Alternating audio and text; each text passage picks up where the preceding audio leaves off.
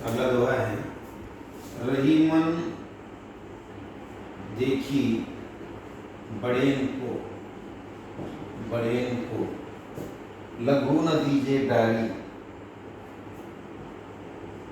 लघु न दीजे डारी। जहाँ काम आवे सुई, जहाँ काम आवे सुई, कहाँ करे तरवारी, कहाँ करे तरवारी। ये एक बहुत ही प्रसिद्ध दोहा रहीम का है। अर्थात बड़ों को देखकर छोटों को भगा नहीं देना चाहिए, क्योंकि जहाँ छोटे का काम होता है वहाँ बड़ा कुछ नहीं कर सकता, जैसे कि सुई के काम को तलवार नहीं कर सकती। यहाँ पर इस दोहे का बहुत ही गहरा अर्थ रहीम जी हमें यहाँ पर बताते हैं। रहीम का इस दोहे के माध्यम से ये अर्थ बताना है, ये कहना है कि रहीमन देखी बड़ेन को लघु न दीजे डारी। अगर कोई बड़ा व्यक्ति हमारे जीवन में आता है, अगर कोई बड़ा इंसान हमारे साथ आता है, तो हमने छोटे को भूल नहीं जाना चाहिए, क्योंकि इस जगत में जिसका जैसा वैसा अपना अपना काम अलग अलग दिया हुआ है। जहाँ पर किसी बड़े व्यक्ति का हमें काम है, वहाँ पर वो बड़ा व्यक्ति ही काम कर सकता है। जहाँ पर हमें छोटे व्यक्ति का काम है, वहाँ पर छोटा व्यक्ति ही कर सकता है। दोनों की हम एक दूसरे से तुलना नहीं कर सकते, क्योंकि इस समाज ने, इस संसार ने, इस निसर्ग ने ये सबको अलग अलग अपनी अपनी भूमिकाएं दी है। वह अपनी अपनी भूमिकाएं निभाता जाता है। कोई उसकी भूमिका में नहीं जाता है, कोई इसकी भूमिका में नहीं आता, क्योंकि हमारे समाज में जो भूमिका है, मान लो जैसे हम लोग यहाँ पर अलग अलग हमने जो भूमिकाएं बनाई रखी है। डॉक्टर का काम इंजीनियर नहीं कर सकता है, इंजीनियर का काम डॉक्टर नहीं कर सकता, क्योंकि डॉक्टर अगर कोई आदमी बीमार होता है तो हम इंजीनियर के पास लेकर जाते हैं क्या? नहीं, हम डॉक्टर के पास ही लेकर जाते हैं, क्योंकि वो डॉक्टर पढ़ा लिखा है, वो डॉक्टर ने उसका अध्ययन किया है और वो डॉक्टर को वो भूमिका ईश्वर ने दी है। इसलिए हम बीमार व्यक्ति को डॉक्टर के पास ही लेकर जाते हैं। अब अगर हमें कोई घर बनाना है तो हम डॉक्टर के पास जाएंगे क्या? नहीं, हम इंजीनियर के पास जाएंगे, क्योंकि उसका अध्ययन उसी इंजीनियर ने किया। वो इंजीनियर कितना पैसे वाला है, वो इंजीनियर कितना बड़ा आदमी है, उससे हमें लेन देन नहीं। उसका वह कर्तव्य है, उसका वह काम है, इसलिए जिसके पास जो काम पड़ता है हम उसी के पास जाएंगे। अब जहाँ पर हम जैसे बोलते हैं छोटे का काम छोटा, बड़े का काम एक सांत करी गली, छोटी गली, वहाँ से अगर छोटी मोटरसाइकिल ही जा सकती है तो वहाँ पर हम बड़ी गाड़ी डालने का प्रयास करेंगे क्या? वहाँ पर हमारी कार जाएगी क्या? भले ही हमें उस मोटरसाइकिल पे तकलीफ होती हो, मोटरसाइकिल पे बैठना नहीं आता हो, चलाने, लेकिन वहाँ पर जगह इतनी छोटी है कि वहाँ पर आपको सिर्फ मोटरसाइकिल ही काम आ सकती है, वहाँ पर बड़ी गाड़ी काम नहीं आ सकती है। इसलिए रहीम कहते हैं, रहीमन देखी बड़े तो कार को देखकर मोटरसाइकिल नहीं भूल जाना चाहिए, मोटरसाइकिल को देखकर साइकिल को नहीं भूल जाना चाहिए, क्योंकि साइकिल जहाँ पर जा सकती है वहाँ पर मोटरसाइकिल जाएगी, ऐसा नहीं कहा जा सकता है। इसलिए रहीम, इसको अगर हमें समझना है, इसको हमें देखना है, तो इसको लेकर हम कई सारे उदाहरण देख सकते हैं, बहुत सारे उदाहरण देख सकते हैं। इसको लेकर हम कई सारे बातें भी कर सकते हैं कि जहाँ पर बड़े व्यक्ति का काम है, कहीं पर अगर किसी कलेक्टर का काम है तो हम कलेक्टर साहब को ही जाकर मिलेंगे, वहाँ के प्यून को जाकर बोलकर फायदा है क्या? नहीं। लेकिन वहाँ पर प्यून का भी कभी कभी काम पड़ता है, प्यून का काम कलेक्टर झाड़ कर लेगा क्या? कलेक्टर वहाँ साफ सफाई करेगा क्या?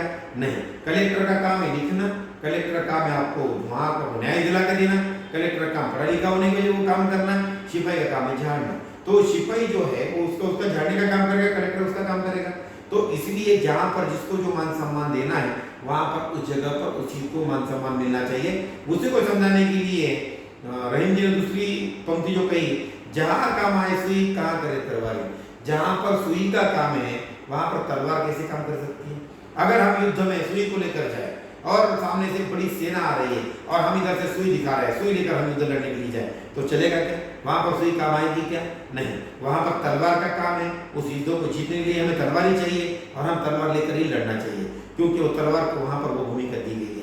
लेकिन अगर हमें अपना कोई कपड़ा फटा हुआ है और कपड़े को सिलवाना है तो वहाँ पर हम तलवार से कपड़ा सिला सकते हैं क्या?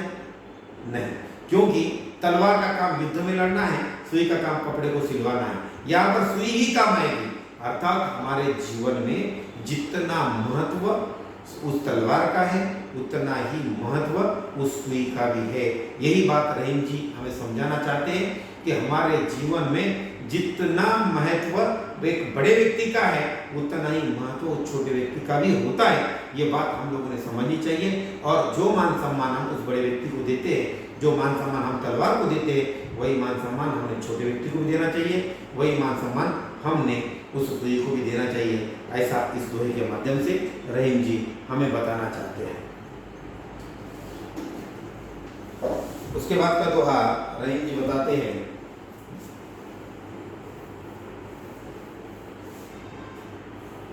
रहीमन आंसुआ नयन धरी, रहीमन आंसुआ नयन धरी, नयन धरी, जिय दुख प्रकट करी है, जिय दुख प्रकट करी है, जाही निकोरो गेहते, जाही निकोरो गेहते, गेहते, कस न भेद कहीं देर, कस न भेद, कस न भेद कहीं दी, कहीं दी। अर्थात रहीम कहते हैं कि आंसू नयनों से बहकर मत मन का दुख प्रकट कर देते हैं। सत्य ही है कि जिसे घर से निकाला जाएगा वह घर का भेद दूसरों से कह ही देगा। देखिए, बहुत ही भावनिक रूप से और बहुत ही गहरे अर्थ रहीम जी ने दोहे के माध्यम से हमें बताने का प्रयास किया है। इस दोहे के माध्यम से रहीम जी बताते हैं कि रहीम जी कहते हैं, रहीमन आंसुआ नयन धरी, जिय दुख प्रकट करी है। जब हम रोते हैं, जब हम अपने आंसू बहाते हैं, तो हम जब रोते हैं, कोई हमें रोता हुआ देख लेता है, तो हमारे मन में क्या दुख है, हमारे मन में क्या चल रहा है, हम क्यों दुखी है, यह वो आंसू उस व्यक्ति को दिखा ही देते हैं। हम छुपाने की कोशिश भी अगर करें, हम उसको अंदर अंदर दबाने की कोशिश भी अगर करें, तो हम उन आंसुओं के माध्यम से उस दुख को छुपा नहीं सकते। अगर वह आंसू हमारे आंखों से निकल आए, तो वह सामने वाला जो व्यक्ति है वह हमारे दुख को तुरंत भांप लेता है, समझ लेता है, और वह दुख उस व्यक्ति तक पहुंच जाता है। इसलिए हमारे घर का दूसरी पंक्ति उसको समझाने के लिए कहा, जाई निकारो गेहते, कस न भेद कही दे।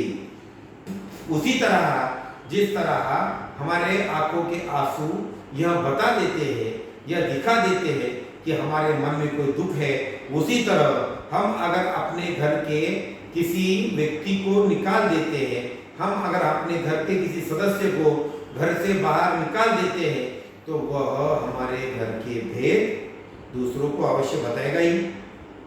जैसे वह एक कहावत भी हम लोग सुने हैं, हम लोग सुनते हैं, घर का भेदी लंका ढाए। रावण और विभीषण को लेकर वह जो कहावत बनाई गई है कि रावण ने अपने सगे भाई को घर से बाहर निकाल दिया, इसलिए वह रावण का भाई उनके रावण के दुश्मन अर्थात हमारे ईश्वर राम को जाकर मिल जाता है, और राम को मिलकर वह रावण का खात्मा करने के लिए राम जी को उसका फायदा होता है। क्यों? क्योंकि रावण उसे घर से निकाल देता।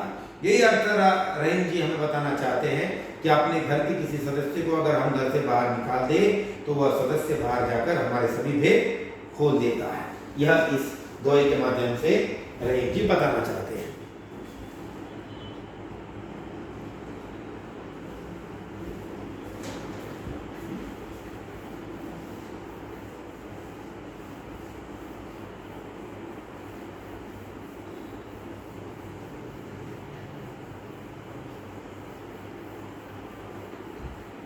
तो ये देखिए, हम लोगों ने रहीम के दोहे, ऐसे बहुत सारे रहीम के दोहे जो रहीम जी ने अपने जीवन में लिखे हैं, उन दोहों का अध्ययन हम लोगों को करना है।